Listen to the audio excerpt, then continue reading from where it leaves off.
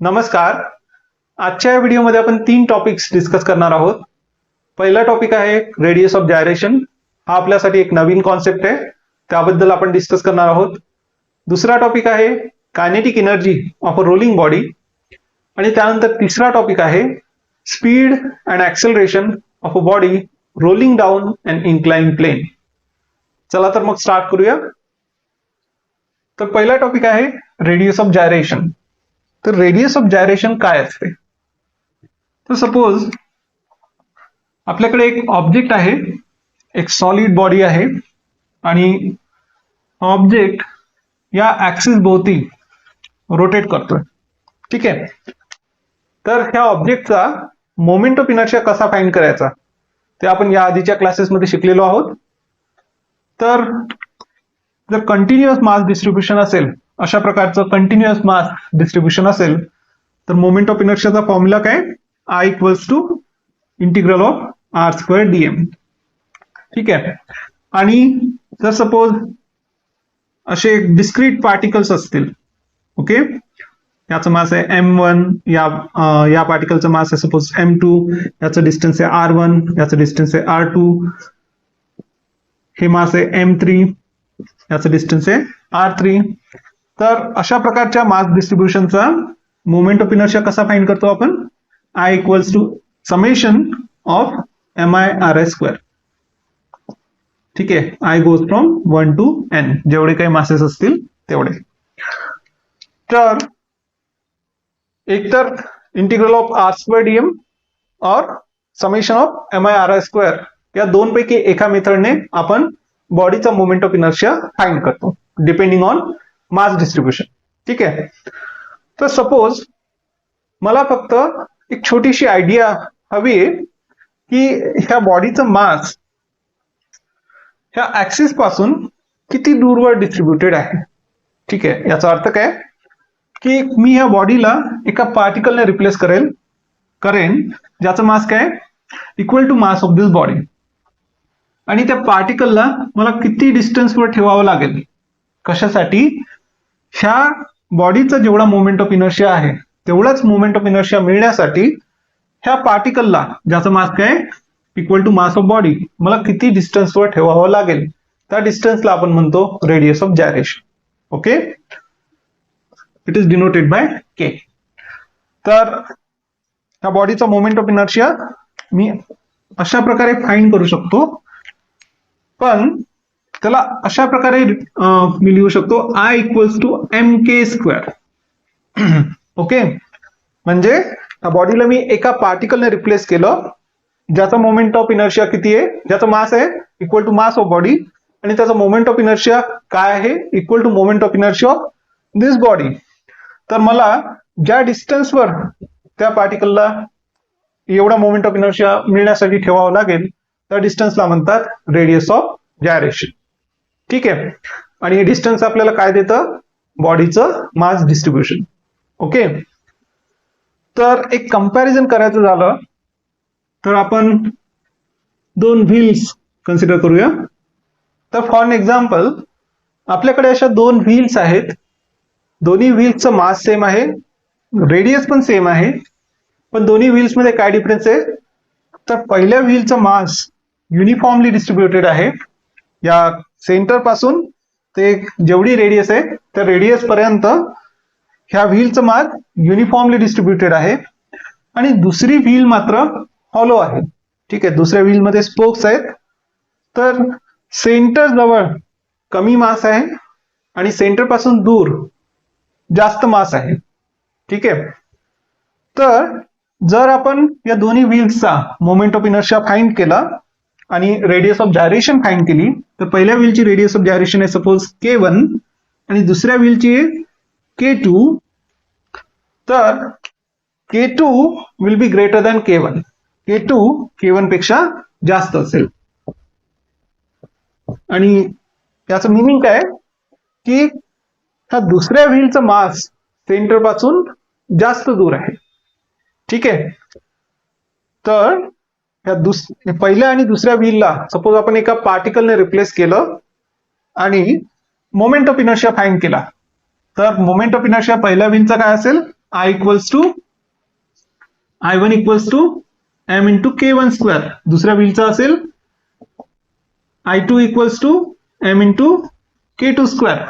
तर दुसऱ्या व्हीलचा moment of inertia जास्त असेल, कारण जास्तीत जास्त मास कुठे आहे, सेंटर पासून दूर आहे. ठीक आहे, म्हणजे दुसऱ्या व्हील मध्ये जे मास डिस्ट्रीब्युशन आहे ते सेंटर पासून दूर आहे. ठीक आहे, तर रेडियस ऑफ जायरेशन पण दुसऱ्या व्हीलची जास्त असेल. तर रेडियस ऑफ जायरेशन आपल्याला काय देते, जे ऍक्सिस ऑफ रोटेशन पासून मास डिस्ट्रीब्युशन. ठीक आहे, आणि पहिल्या व्हीलचा मोमेंट ऑफ इनर्शिया फाइंड करणे इझी आहे. आपण डिस्कचा मोमेंट ऑफ इनर्शिया कसा फाइंड करायचा हे शिकलेलो आहोत. फॉर्म्युला आपल्याला माहिती आहे.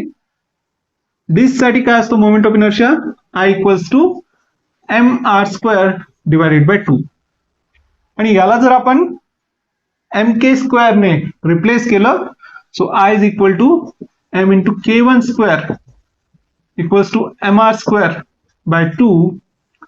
m आणि m कॅन्सल आउट होणार. त्यानंतर जर आपण स्क्वेअर रूट घेतला तर आपल्याला काय मिळतं, k1 equals to r1 bye root 2. ठीक आहे, k1 square equals to r² upon 2. दोन्ही साईडला जर आपण स्क्वेअर रूट घेतला तर आपल्याला मिळेल k1 r² चा स्क्वेअर रूट r. ठीक आहे, आणि 2 चा स्क्वेअर रूट ऑफ 2. ओके, तर डिस्कचं रेडियस ऑफ जायरेशन काय असतं, so this is radius of gyration of a disk. It is r divided by root 2. ठीक आहे, त्यानंतर एक रिंग कन्सिडर करूया. तर आपली दुसरी जी व्हील होती ती एखाद्या रिंग सारखी होती. ठीक आहे, म्हणजे स्पोक्सचा मास आपण निग्लेक्ट करू शकतो. आणि सपोज थिकनेस खूप कमी आहे तर दुसरी व्हील जी आहे ती अप्रॉक्सिमेटली एखाद्या रिंग सारखी आहे. ओके, तर त्या रिंगचं मास आहे सपोज m आणि रेडियस आहे r. त्यानंतर आपण मोमेंट ऑफ इनर्शिया फाइंड करू शकतो. I for ring is equal to what, mr². Okay, thin ring जर असेल तर मोमेंट ऑफ इनर्शिया काय असतो, m इंटू r². ठीक आहे, त्यानंतर रेडियस ऑफ जायरेशन काय आहे, सपोज या रिंगची रेडियस ऑफ जायरेशन आहे k. ठीक आहे, याला मी म्हणणार k suffix disk. Okay, k1 is equal to k disk, आणि याला मी म्हणणार k ऑफ रिंग. ठीक आहे, रेडियस ऑफ जायरेशन आहे k ऑफ रिंग. तर मोमेंट ऑफ इनर्शियाला मी लिहू शकतो mk². ठीक आहे, तर मला k काय मिळेल, सो m आणि m कॅन्सल आउट होणार, आणि r² इक्वल्स टू k², म्हणजे k is equal to what, r.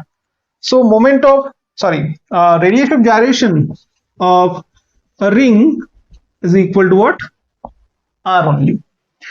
ठीक आहे, आणि जसं आपण डिस्कस केलं होतं की दुसऱ्या व्हीलचं मास सेंटर पासून जास्त दूर डिस्ट्रीब्युटेड आहे, आणि आपण रिझन केलं होतं की k2 is greater than k1.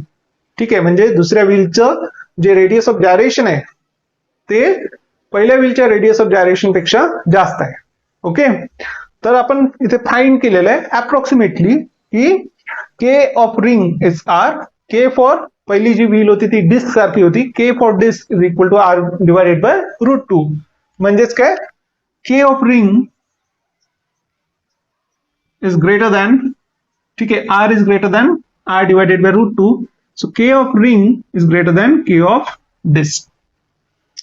ठीक आहे, म्हणजे रिंग मध्ये मास सेंटर पासून जास्त दूर डिस्ट्रीब्युटेड असतं compared to disc of the same mass and same radius. Okay, तर हे झालं significance of radius of gyration. त्यानंतर नेक्स्ट आपण पाहूया kinetic energy of a rolling body. तर रोलिंग मोशन काय असतं, it is addition of translational motion म्हणजे linear motion and rotational motion. ठीक आहे, फॉर एक्झाम्पल एखादा बॉल आपण कन्सिडर केला, हा बॉल आहे आणि हा असा रोल होत पुढे जात आहे. ओके, तर हा बॉल या ग्राउंडवर सपोज रोल होत असा पुढे जात आहे. तर हा बॉल दोन प्रकारचं मोशन परफॉर्म करतोय.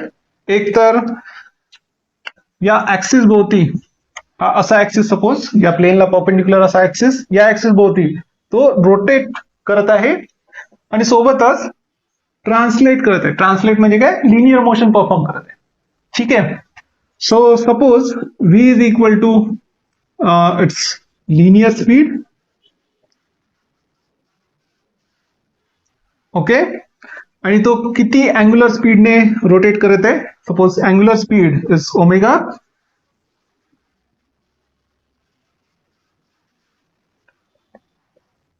बॉलची रेडियस आहे सपोज आर.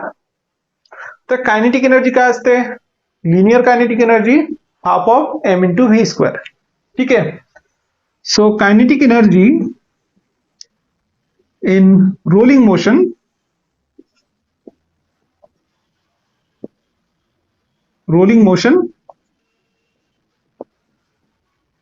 त्या कायनेटिक एनर्जीला मी म्हणणार की roll. Okay, is equal to addition of two kinetic energies. कारण रोलिंग मोशन काय असतं, it is addition of translational motion म्हणजे linear motion and rotational motion. So it is K trans म्हणजे translational plus K E ROT, rot for rotational. ठीक आहे. So मी म्हणू शकतो kinetic energy in rolling motion is equal to what, it is K translational kinetic energy काय असते, half of M into V square.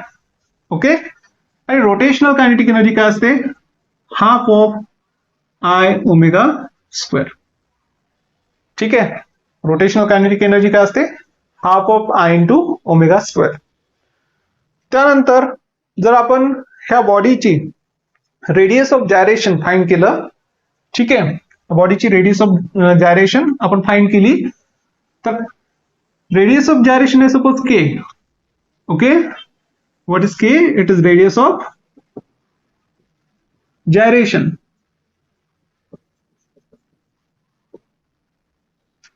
तर आपण लिहू शकतो moment of inertia I is equal to what, M K square. ठीक आहे. इथे moment of इनर्शियाला मी रिप्लेस करू शकतो एम के स्क्वेअरने. तर इथे मी एम के स्क्वेअर सबस्टिट्यूट करणार, मला मिळेल K roll is equal to what, half of M into V square plus half of m K square omega square. Okay, त्यानंतर व्ही आणि ओमेगा मध्ये काय रिलेशन आहे, so v is equal to r into omega. म्हणजेच काय, omega is equal to what, v divided by r. R त्या साईडला नेला तर ओमेगा इज इक्वल टू आपल्याला मिळेल व्ही अपॉन आर. ते आपण इथे सबस्टिट्यूट करूया, तर आपल्याला मिळेल kinetic energy in rolling motion is equal to what, half of M, पण कॅपिटल एम कन्सिडर केलेलं आहे इथे. So M V square plus half of M into ओमेगाला मी लिहिणार, सॉरी के स्क्वेअर इंटू ओमेगाला आपण लिहितोय V upon R. So V square upon R square. म्हणजे काय, तर half of M into V square आपण या दोन्ही टर्म्स मधून कॉमन घेऊ शकतो.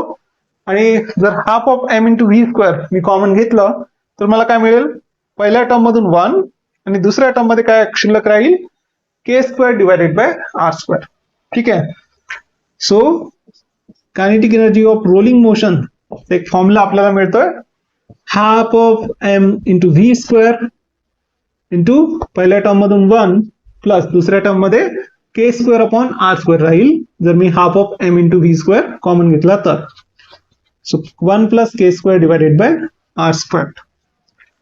ठीक आहे. तर हा झाला formula for kinetic energy in rolling motion. Okay, half of M into V square into 1 plus K square divided by R square. त्यानंतर आपण हा फॉर्म्युला वापरून आता फाइंड करणार आहोत speed and acceleration of a body rolling down an inclined plane. ठीक आहे. तर नेक्स्ट आपण फाइंड करणार आहोत kinetic energy and acceleration of this body rolling down from this inclined plane. त्या प्लेन वरून ही बॉडी काय करते, रोल करत करत खाली येते. ठीक आहे. तर सपोज आपण या बॉडीला या पॉइंट पासून रिलीज केलं म्हणजे या पॉइंटला या बॉडीचं स्पीड काय असेल 0. तर जेव्हा ही बॉडी या बॉटम पॉइंटला येते तेव्हा त्या बॉडीचा स्पीड काय असणार आहे आणि ऍक्सेलरेशन काय असणार आहे ते आपल्याला फाइंड करायचं आहे. ठीक आहे.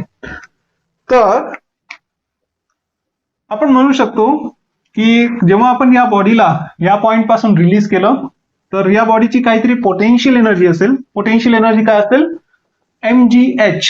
ठीक आहे. ग्रॅव्हिटेशनल पोटेन्शियल एनर्जी असेल या बॉडीची mg इंटू h. आणि जेव्हा ही बॉडी रोल करत या पॉइंट पर्यंत येते तेव्हा त्या बॉडीची पोटेन्शियल एनर्जी कमी होत जाते आणि कायनेटिक एनर्जी वाढत जाते. ठीक आहे. म्हणजे पोटेन्शियल एनर्जीचं कन्व्हर्जन कशात होतंय कायनेटिक एनर्जी मध्ये. ओके. तर मी म्हणू शकतो kinetic energy at bottom is equal to potential energy at top. ठीक आहे. आणि रोलिंग मोशन मध्ये जो कायनेटिक एनर्जीचा फॉर्म्युला आहे तो आपण आताच फाइंड केलेला आहे. So half of mv square into 1 plus K square upon R square हा फॉर्म्युला आहे कायनेटिक एनर्जीचा रोलिंग मोशन मध्ये and it's equal to potential energy at top. So potential energy at top is equal to what? mg into h. ठीक आहे. त्यानंतर m आणि m cancel out होणार. 2 ला आपण त्या साईडला नेऊया आणि 1 प्लस के स्क्वेअर अपॉन आर स्क्वेअरला पण त्या साईडला नेऊया. तर आपल्याला मिळेल v square is equal to what 2 numerator मध्ये जाईल 2 times gh divided by 1 plus K square upon R square. त्यानंतर आपण जर स्क्वेअर रूट घेतला तर आपल्याला मिळेल v equals to square root of 2gh divided by 1 plus K square upon R square. तर हा झाला speed of body at bottom. ठीक आहे. जेव्हा ही बॉडी रोल करत करत या बॉटम पॉइंट पर्यंत येईल तेव्हा त्या बॉडीचा स्पीड काय असेल square root of 2gh divided by 1 plus K square upon R square. ठीक आहे. त्यानंतर नेक्स्ट आपल्याला फाइंड करायचं आहे ऍक्सेलरेशन. ओके.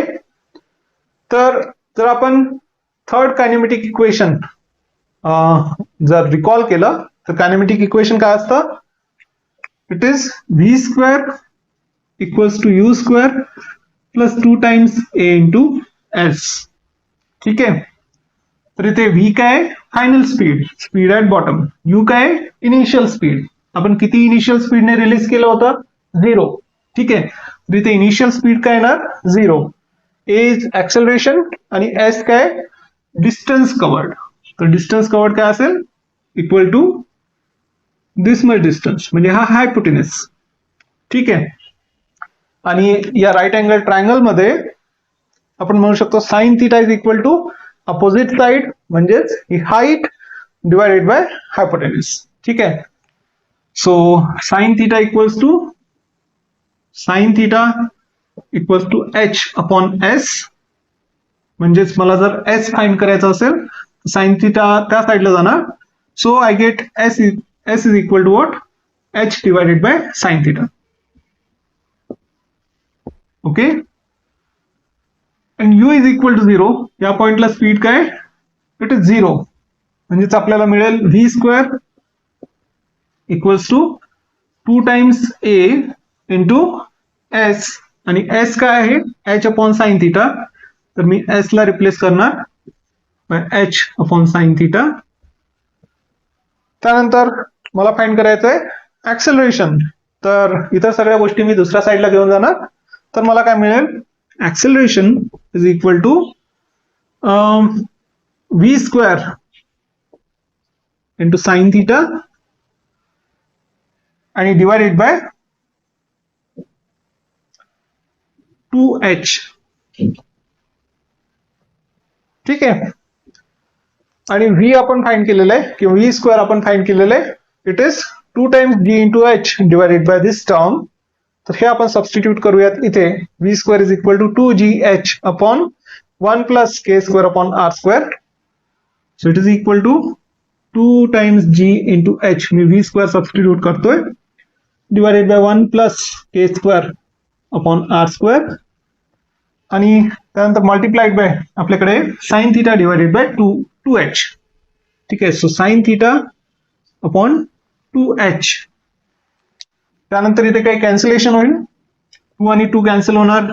त्यानंतर h आणि h कॅन्सल आउट होणार. तर आपल्याला काय मिळतं, acceleration is equal to g sine theta divided by 1 plus k square upon r square.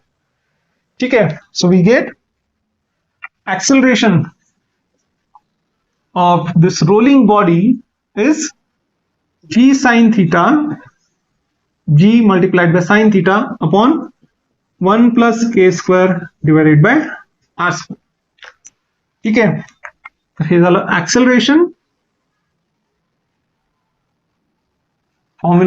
Formula for acceleration of a body rolling down an inclined plane. तर हा speed आणि हे ऍक्सेलरेशन कशावर डिपेंड करणार, रेडियस ऑफ जायरेशनवर. ठीक आहे. जेवढी radius of gyration जास्त असेल तर तिथे इनवर्स प्रपोर्शन येतं, तर तेवढा स्पीड आणि ऍक्सेलरेशन काय असणार आहे, कमी असणार. ठीक आहे.